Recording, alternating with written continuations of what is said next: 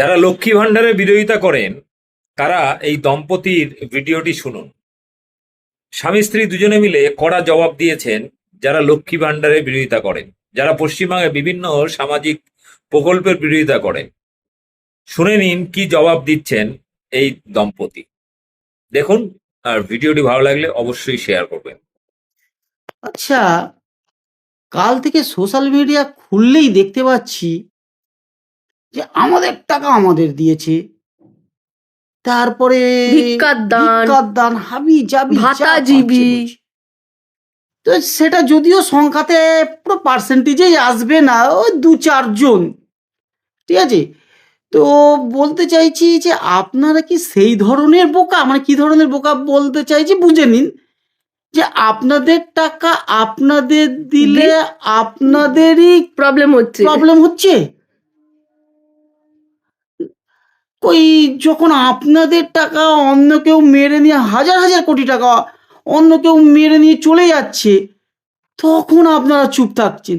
আর যখন আপনাদের টাকা আপনাদেরই মমতা ব্যানার্জি ফিরিয়ে দিচ্ছে, তখন কিন্তু আপনারা বলছেন এটা কি মমতা ব্যানার্জির বাবার টাকা, এটা কি মমতা ব্যানার্জির টাকা। না, মমতা ব্যানার্জি কখনোই বলেননি এটা মমতা ব্যানার্জির টাকা, এটা তার টাকা। এটা মমতা ব্যানার্জি বাবার টাকাও বলেনি। মমতা ব্যানার্জি জনগণের টাকা জনগণের উন্নয়ন কল্পেই দিচ্ছেন। আর একটা কথা বলছেন যে চাকরি, যে ভাতা নয় কাজ চায়। যারা বলছেন তারা সেই যোগ্যতা তৈরি করুন, দেখবেন ঠিক চাকরি পাবেন। বাংলাতে 40% কর্মসংস্থান বেড়েছে আর 40% বেকারত্ব কমেছে। এটা মমতা ব্যানার্জির নিজের হাতে গড়া রিপোর্ট নয়, এটা কেন্দ্রীয় সরকারের রিপোর্ট, মনে রাখবেন। যারা কেন্দ্রের চামচাগুলো লাফালাফি করছেন, কানটা খুলে এটা শুনে নিন, আপনাদেরই রিপোর্ট এটা করা, ঠিক আছে? অশিক্ষিতের দল একটা। তাই বলছি যে মমতা ব্যানার্জি যেটা করে সেটা আপনাদের হিতস্বার্থেই করে। হ্যাঁ, 2-1 জন হয়তো তাদের পছন্দ নাও হতে পারে। তার একটা কথা আপনাদের বলে রাখি, বিহারের ঘটনাটা শুনেছেন তো? আশা করি শুনেছেন, কারণ আপনারা আবার একটু বেশি খবর দেখেন তো। বিহারে কিন্তু ভোটের আগে অ্যাকাউন্টে 10,000 ঢুকেছিল, ভোট হয়ে গেল, ঠিক আছে?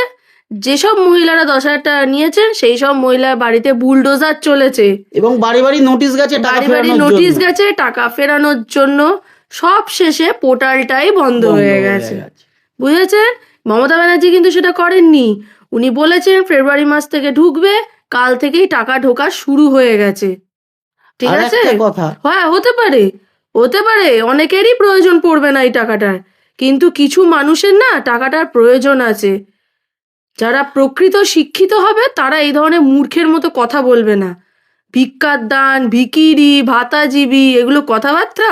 আর একটা কথা, মমতা ব্যানার্জি চাকরি দিচ্ছে ঠিকই, যার যেখানে যোগ্যতা তাকে সেই জায়গাতেই চাকরি দেওয়া হচ্ছে, কিন্তু কিছু ধুতি চাটা উকিল, ঠিক আছে, সেই চাকরিগুলোকে বিভিন্নভাবে বন্ধ করতে পারছে না, বিভিন্নভাবে ডিলে করছে, সাময়িক কর্মপ্রার্থীদের অস্বস্তিতে ফেলছে, ঠিক আছে?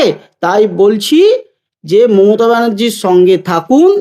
মমতা ব্যানার্জি থাকবে, ছিল, আছে এবং থাকবে, বুঝেছেন?